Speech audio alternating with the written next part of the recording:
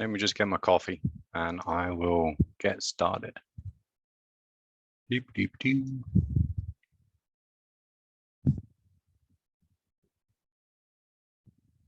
Leave you staring at this. Here you go.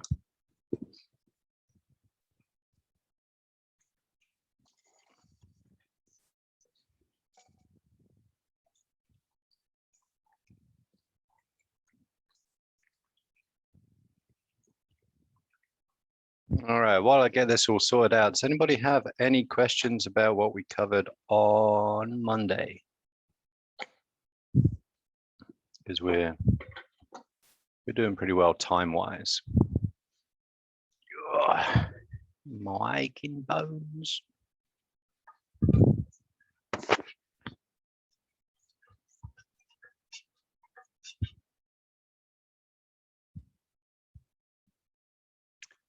I am, as they say in East End, London, I am cream crackered, which means knackered.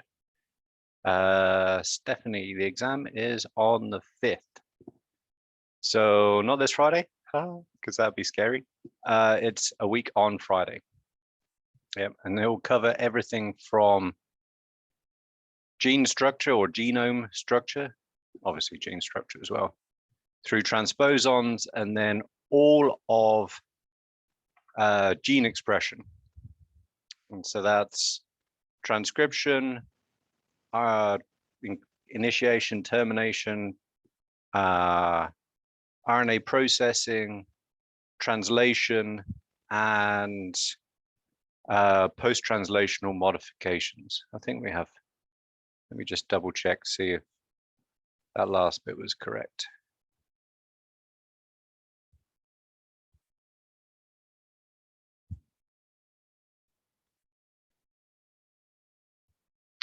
Oh no, post-translational modifications are in control of gene expression.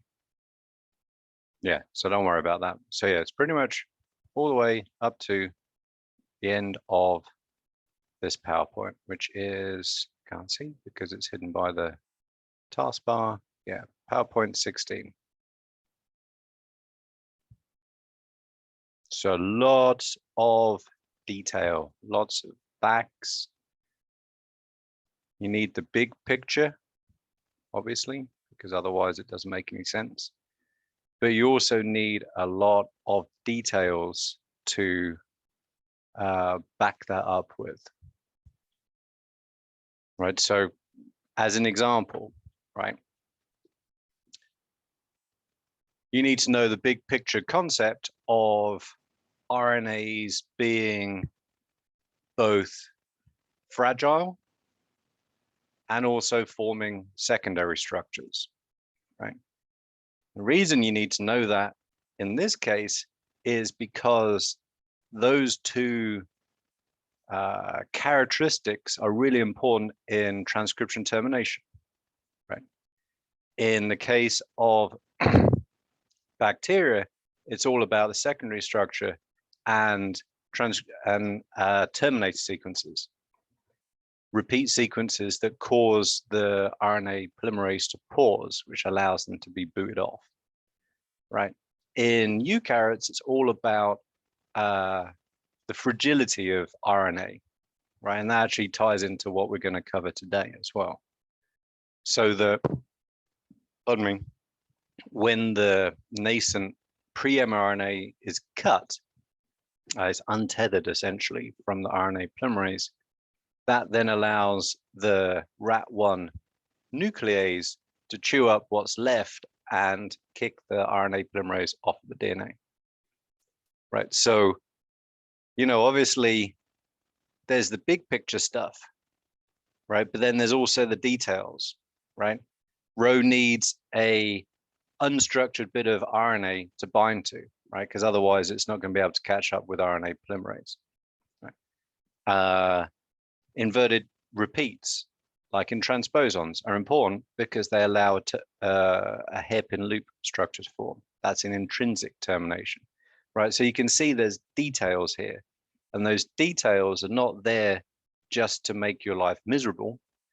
They're there a little bit, maybe, but they're really there to tie that big picture stuff together to help explain what actually happens as best as we understand it, at least. Right. So essentially, like the big picture stuff is like the bones, right? You know, kind of, or even if you think about it in a way, like the skin around something. All these details, right, are the bones and the flesh that hold that up. Without it, it's just an idea, right? You can't test it. We can't build upon it, right? Because everything that we're talking about today has been essentially built on previous discoveries and things that we understand. And what we're doing now in science builds on what we know now to discover, you know, the next lot, right? So that's why those details are important, because without them, it's kind of like a bag full of hot air. It looks about right, but when you start poking around at it, you know, collapses pretty quickly. That probably wasn't what you asked, Stephanie. In fact, I know it wasn't, but it just kind of got me started on something that I thought was important. And I'm waiting for my coffee to cool down too. Elixir of life. Manna from heaven, as the crab would say. Okay, so we've done transcription, more or less. In prokaryotes, you're good, right? Pretty much, actually, even as soon as the transcript emerges sufficiently far enough from the RNA polymerase, it can be translated by a ribosome in bacteria. There we are. It's down here somewhere. Doobie-doobie-doo.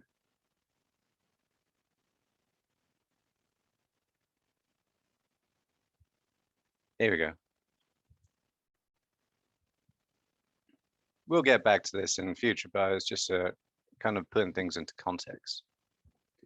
So as RNA polymerase transcribes DNA, and this is an actual, this would be a transmission electron micrograph of actual piece of DNA, which you can just see there, those dots.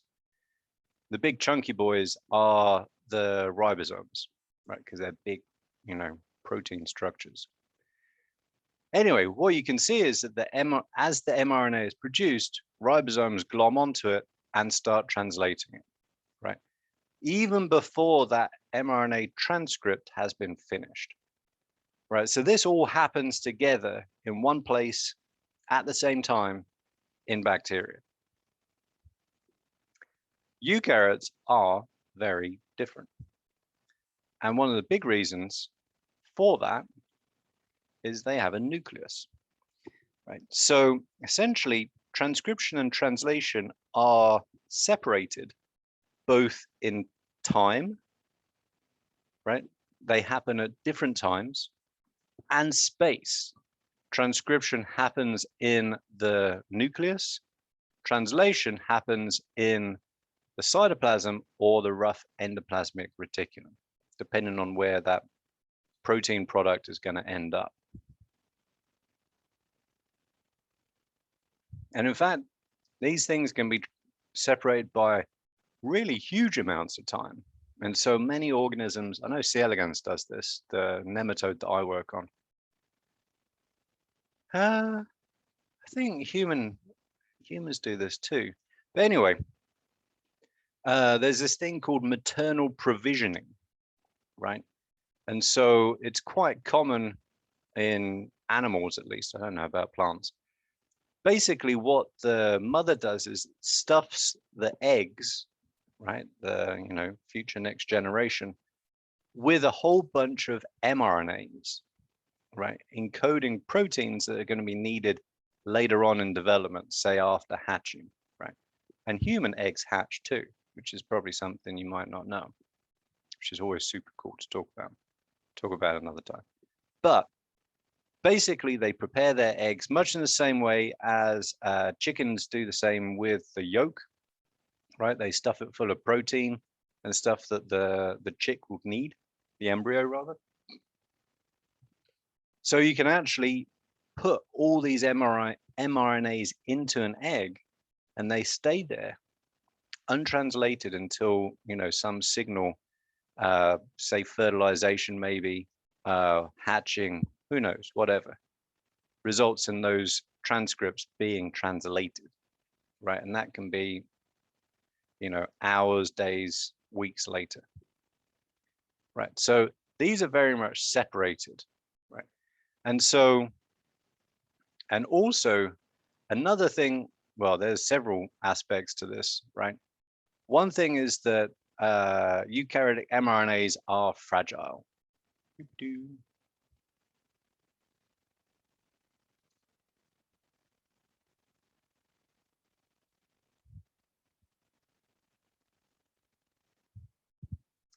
They also need to have the introns removed and then exported from the nucleus. Right. So until this happens, the mRNA is a pre-mRNA, right? So it's not actually functional. So if you take one of those pre-mRNAs out and stick it into either a test tube or into the cytoplasm, it's not going to work properly. It will not produce a functional protein. Okay, so essentially there's a bunch of stuff that needs to be done. Jobs for the cell. Well, actually this happens in the nucleus.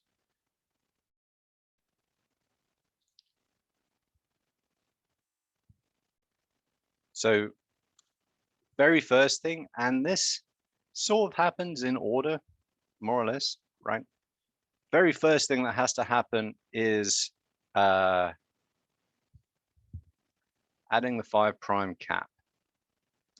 And that equals protection from RNases. And it's also important in translation, right? Because that's where the small subunit of the ribosome binds, right? That's also another big difference between eukaryotes and prokaryotes. Right, so that's the first thing that needs to be done. And that happens, like, you know, just as the mRNA emerges from the RNA polymerase. Basically, because you don't want this lovely, juicy, you know, 5' N hanging around for an RNase to just like shunk, glom onto and chew it up, because that would be a whole waste of time, right?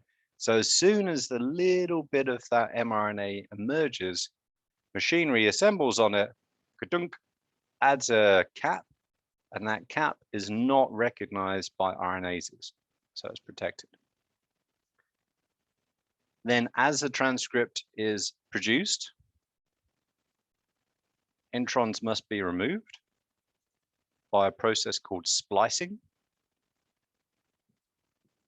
And it's not like super appropriate, but I do say that these films are not made for kids when I upload them to Google. But whenever I say the word splicing, like for the first time in a class, I always think of that scene from Fight Club. I don't know if any of you have seen that film. It's really, really, really cool. Where he splices kids' films and then sticks in a rude picture or something when he's working in the cinema. It's a very, very cool film. Also really, really good book. And what, I read another one of his books. Can't remember the guy's name. Something Kalanick. Yes, an odd. It was a really cool book as well. Can't remember what it was called. And then the very final part, and this is actually tied into transcription termination 2. Not that one. There. Ah, that's what I want. So as soon as that pre-mRNA is cleaved, right, from the transcript that's still being made by the RNA polymerase, that is now a free end, right? Kind of hanging around in the breeze. And so this has to get protected, right? And it's protected by a poly-A tail. So it's called polyadenylation of the 3' end. Pardon me. It calls a poly-A tail. And so those are the 3 steps in terms of processing. Then the mRNA can be exported from the nucleus via a whole bunch of other proteins just inside the plasma membrane. Where was I? Here we go. Okay, so the very first thing is adding of this cap, right? So this cap looks weird, right? Essentially, it's called a 7-methylguanine. Guanine there. I can spell it right.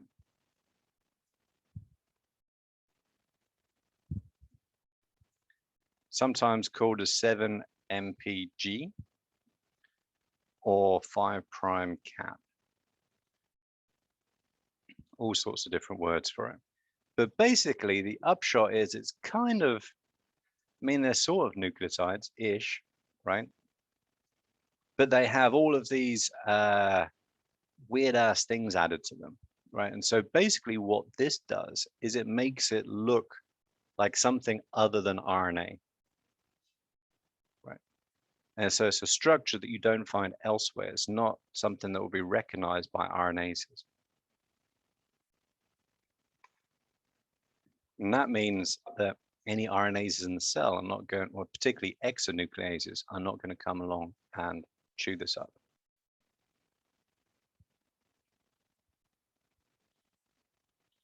So as I said, this happens almost immediately as that mRNA, that 5' end, emerges from the RNA polymerase, right? So when we're kind of just about at this point, right? It's kind of a nice picture for that reason, right? Now you have a free 5' end. Now, as the RNA polymerase is going along and doing its job, that will be recognized, and I'm not entirely sure how, presumably the 5' phosphate group. And a bunch of machinery proteins will assemble on that and add that funky 7-methylguanine cap. Right, so now that end is protected, right? So as long as the transcript is being made, it's not going to get attacked by RNases. Okay, does that make sense so far?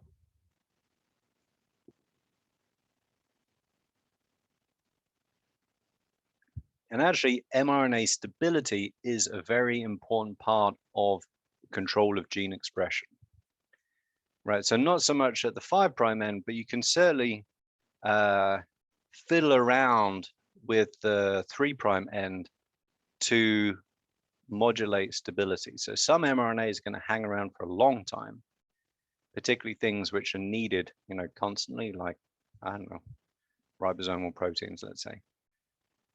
Other ones have a very, very short lifespan.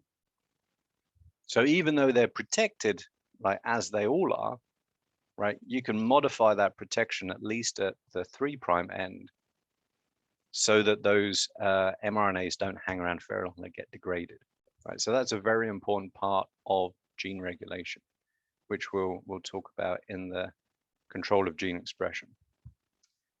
So as an intron is produced, and this isn't always like a linear process.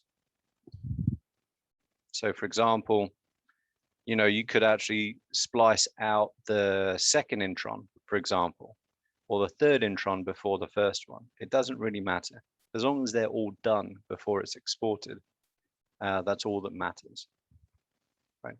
And so basically there's a whole nother load of proteins. These are called SNRPs, which we'll talk about in a second, that recognize that boundary between the exon and the intron and assemble on it.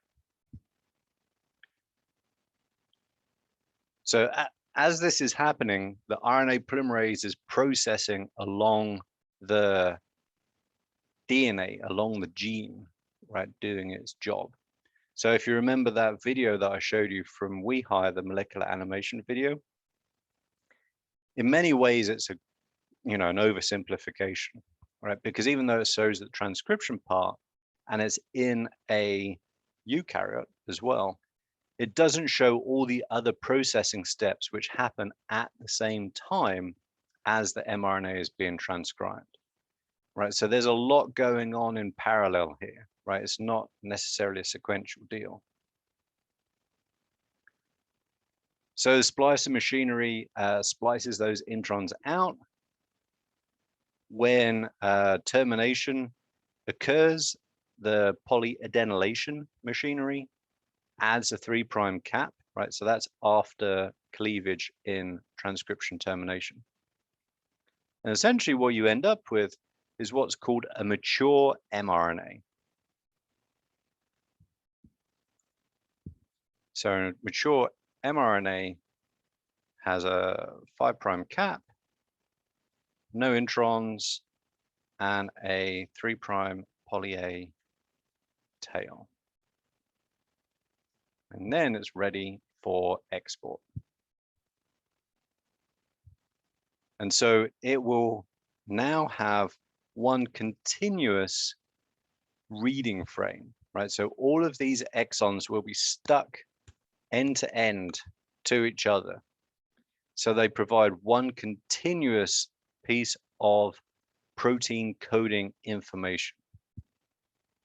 That's really important, because if they don't, if there's an intron still in there, that equals disaster, because you will not get the correct protein produced. Right, so getting rid of those introns is extremely important.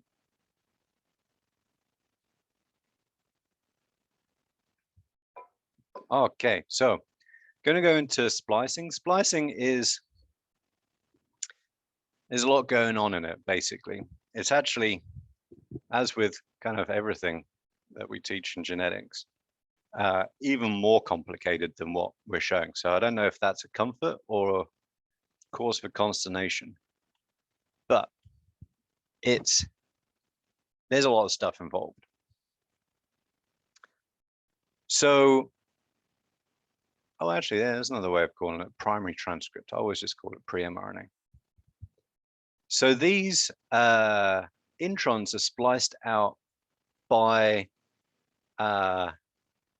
RNA protein particles. So here's another example. Ribosomes are a good one too, but here's the first one that we're going to cover in terms of this process. Pardon me. Spliceosomes are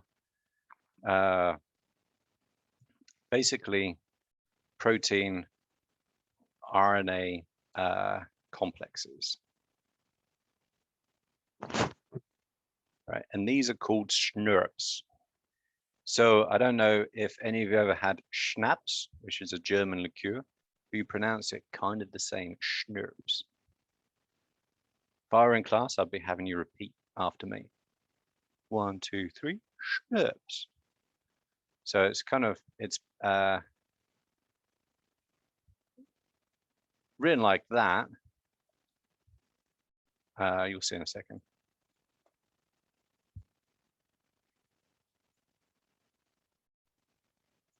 Like that. And so the reason why we shorten it is because it has a ridiculously long name. So SNRPs is short for small nuclear ribonuclear protein particles. Right. So they're small, self-explanatory. Nuclear, they're in the nucleus.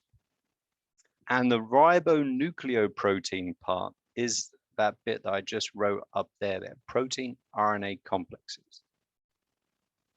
So that's where that word comes from. Ribo being the ribose in RNA, hence the ribonucleic acid. Nucleo, because they're in the nucleus. It's a little bit redundant, I know, sorry. Protein, right? So they're small RNA nuclear proteins, right? And obvious't saying small nuclear ribonucleoprotein particles every time, or even just writing it, would be super tedious. So that's why we call them SNRPs. Right. And so there are obviously a bunch of these. I never know what happened to U2, U3. U2 obviously is still going strong, although their music is kind of so-so now. But anyway, U3, sorry, bad joke. U3 is absent. Don't know where it went. And so these are SNRPs, which all play a specific role, right? This is a great example of that paper bag needs to be filled with something kind of deal, right? Analogy. And these recognize specific points of the transcript, the pre-mRNA transcript. And so these proteins, by and large, not all of them, recognize what are called splice junctions.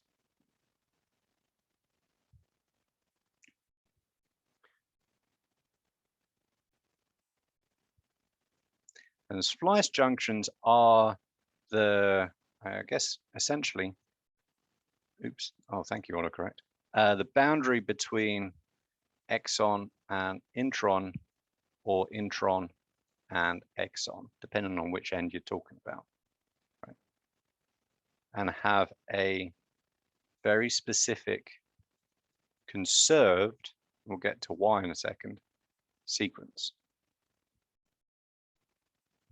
And it's funny because, you know, in my many years of doing kind of molecular biology research, and this was before we had like cool computer programs to do this stuff for us, I was always taught to look for introns, right? So if I, you know, cloned a new sequence or a new gene or something that, you know, didn't have a fully annotated sequence because it wasn't in a database, because I found it, then you'd read through it and you'd look for basically what's called a GTAG, or in RNA, a GUAG. And so the very first two letters of an intron are always GU.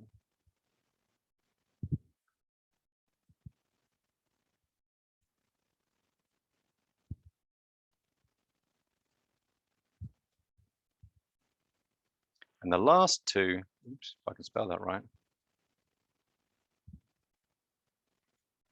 always AG.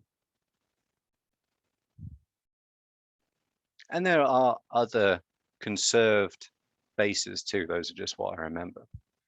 And so these are what are recognized by the SNRPs. And so, and this is kind of a cool way of kind of putting this into the big picture of kind of evolution and the like. When we say something is conserved, right, or it's a consensus sequence, is a kind of another way of saying the same thing. What we're really saying in functional terms is that those bases are so important to whatever function they're involved in this case, splicing, that if they change by random mutation over, you know, whatever, however many years or generations, if any of these bases that are conserved changed, splicing does not work. And so if splicing doesn't work, you then get a nonsense protein. Typically a nonsense protein that's truncated, right? It's shortened. So you don't get a functional protein. And so if that gene is important to that organism, so if it, you know, doesn't work, you don't get an organism, or it's less fit, then natural selection will weed that mutation out of the population. It will be cleansed, I think is a term that they use. And so essentially, you will not see any changes, because changes do happen in these conserved sequences. They just do not get propagated throughout the population. They don't last for very long because they're cleansed out, because they're usually very, very bad for the organism in question. And so that's really what we mean by a conserved sequence or a consensus sequence, is that these bases are so important that if there is a mutation in them, that mutation is lost very quickly because it's bad for whatever organism has it. And that's also the case for ribosomal RNAs. And so ribosomal RNAs are often used as a kind of a molecular clock, right? Because mutations, if they do occur very, very rarely, or if you talk about evolutionary time, very slowly. So you can use those to kind of basically work out, how long ago two organisms, two different species shared a last common ancestor, by seeing how many changes accumulate in those conserved sequences over the time. And then you kind of calibrate that with the fossil record, and that gives you a kind of an evolutionary time to work with. Anyway, that's a little bit of an aside, but it's an interesting way of kind of taking this stuff, right, which seems like, real itty bitty, and putting it into a much bigger kind of time frame context, essentially. Anyway, so we have our splice junctions, or our splice sites is another way of looking at it. And these will be, and you can see right at the boundary between exon 1, which is over on the left. This will be intron 1 because it's the first one, and exon 2 over on the right-hand side.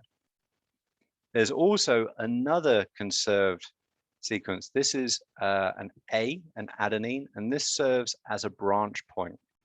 And so now we'll actually see where that 2' OH of RNA comes in useful.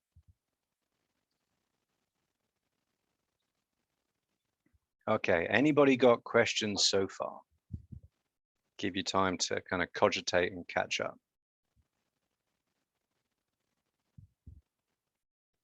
And I can drink my coffee before it gets cold.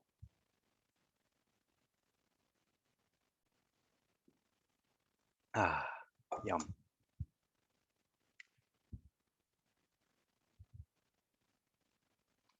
All right, hold on to your horses, so to speak. Okay, so overview. Here's our adenine, our branch point. This one here.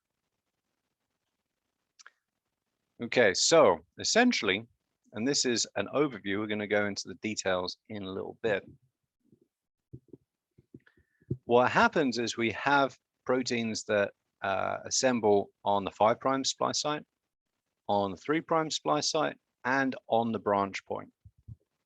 And first, the 5' splice site, that the RNA is cut there, right? So that basically leaves intron 1 and peels back, sorry, exon 1 and peels back intron 1. And the 5' end of intron 1 is stuck back to itself at that branch point.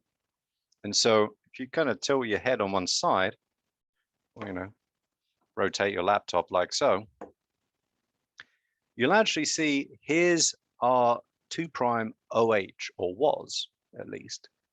Now it has the phosphate group of the 5' most base, right? This was the one that was over here. That 5' phosphate can now get stuck to that 2' OH. Remember, this is the OH that is not used in making RNA. That's the 3' OH, which is here, or was at least. Right? So that's kind of one, I think I mentioned that way back when we were talking about transcription, RNA and stuff. That's one of the uses for that 2' OH that RNA has that DNA does not. Anyway, so this is actually called a lariat loop, after like cowboys. Yeehaw. And once that is formed, then the intron is then cut from exon 2 and stuck. Exon 1 and exon 2 are religated. They're stuck back together. So that creates a continuous reading frame for the ribosome. If this gene only had 2 exons, you'd be done, right? If it has more than 2 exons or more than 1 intron, then this happens for every single one of them. And that lariat loop is simply degraded back into RNA nucleotides again, which are kind of rejuvenated and reused in transcription. Okay, so that's the overview. Obviously, the detail is more complex. So now we see our aging Irish rock stars and other schnurps. And so U2 recognizes the branch point. U1 recognizes the 5' splice site, right? The 5' end of the intron. And then it gets all kinds of complicated. And so basically, we have kind of a few challenges, right? We want to make sure that exon 1 doesn't just float off. Like, whoa, whoa, whoa, it's just gone, right? That's no good. So we have to cut exon 1 from the intron. That's what U1 does, but keep it close by, right? Which is what U5 and some of the other schnurps do, right? So these kind of tether exon 1 because we don't want to lose exon 1. We don't want to like rotate it or just do any other kind of funky stuff with it. We want to make sure that it's kind of hanging around, ready to be used. So a couple of the schnurps leave. U1 is no longer needed because it's already done its job. It's cut the intron at the 5' site. Now, these 3 together essentially cut the 3' site just here, this one, and then religate the end of exon 1 to the beginning of exon 2.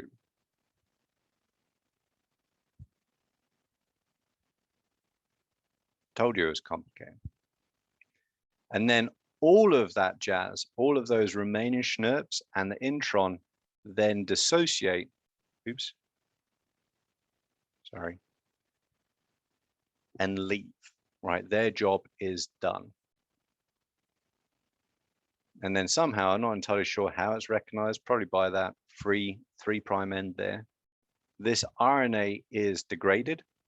These schnurps are released, and then they're able to go back and continue the process. Because it varies, right, from gene to gene. Some genes only have 1 intron. It's actually quite common in C. elegans for some reason. They're always about 50 base pairs long if you only have 1. I don't really know why. Others have multiple, right? One of the genes that I worked on, actually, I wonder where that would be. See if I can find it.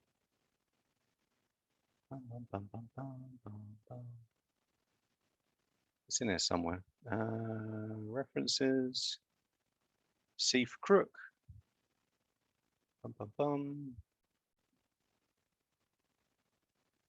Is it this one? Yes.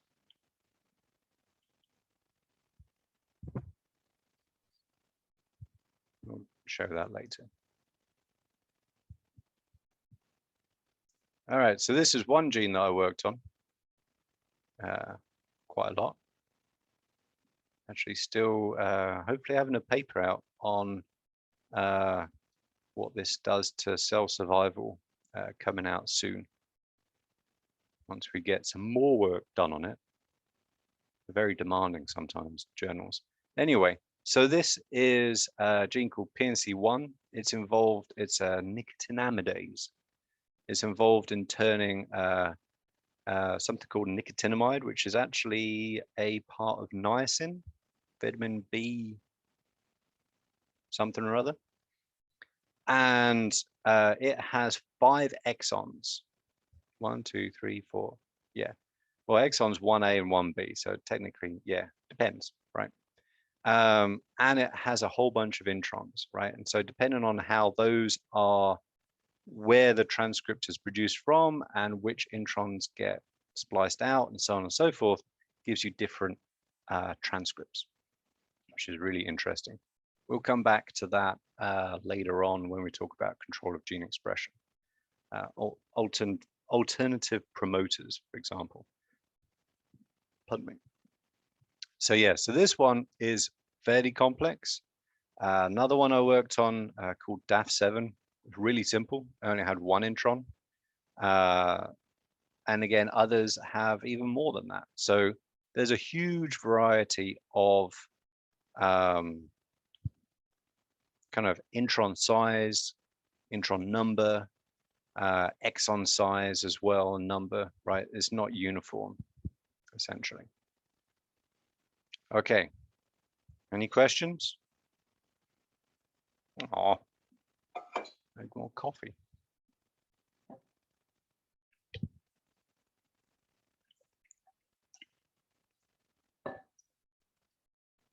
Okay, and so obviously the very last thing to do is to add a 3' poly A tail.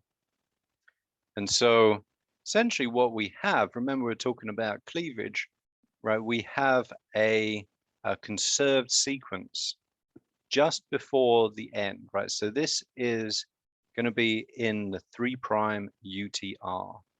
So if we go back to here and here,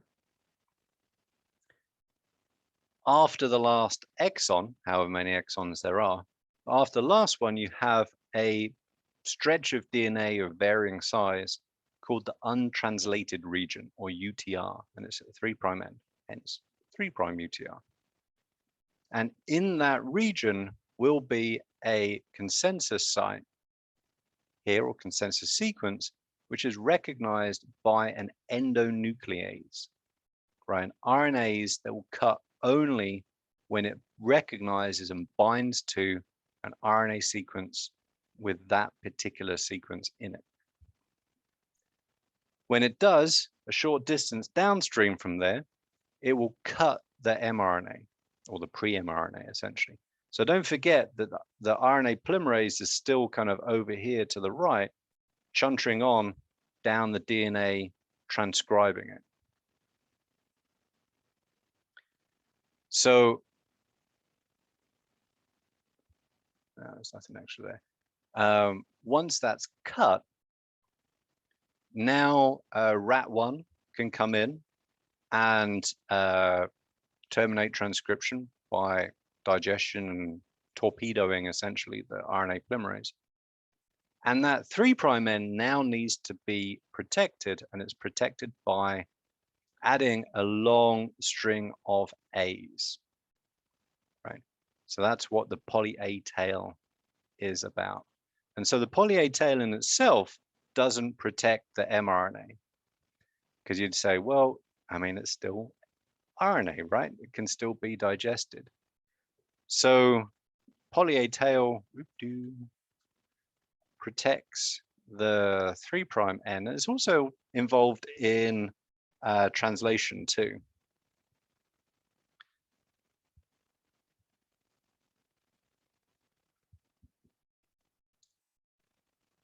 By essentially acting as a kind of landing pad, binding site for poly-A binding proteins.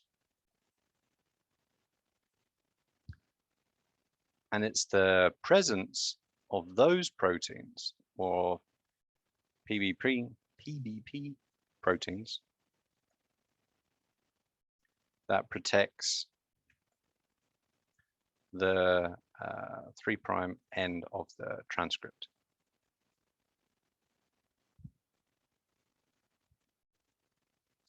And so actually one of the ways in which RNA stability is modified is by modifying the binding of those poly-A binding proteins. And so if you cause them to leave, then your transcript can be degraded by RNases.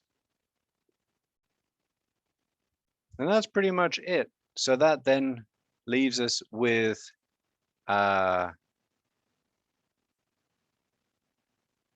mature transcript, right? Which has 5' cap, no introns, poly-A tail, right? And in between is going to be our protein coding region, which is also called an open reading frame or coding sequence.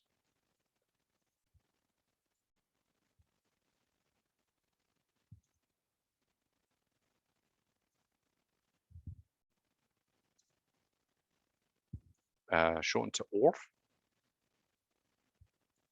not the same as ALF, who really liked cats. What's the other one? Coding sequence.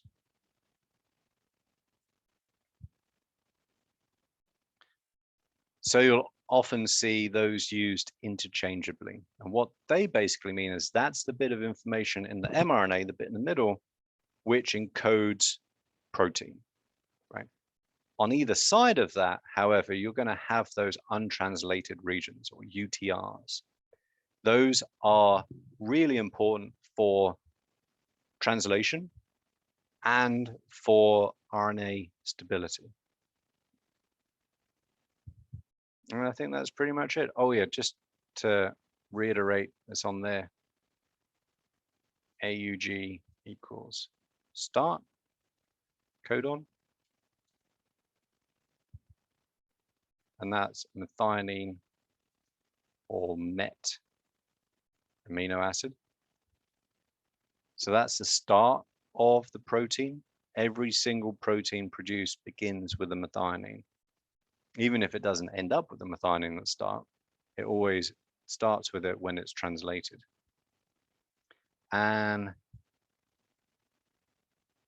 UAA, UAG. Oh, what's the other one? I always forget this one. I think it's UUA. Are stop codons.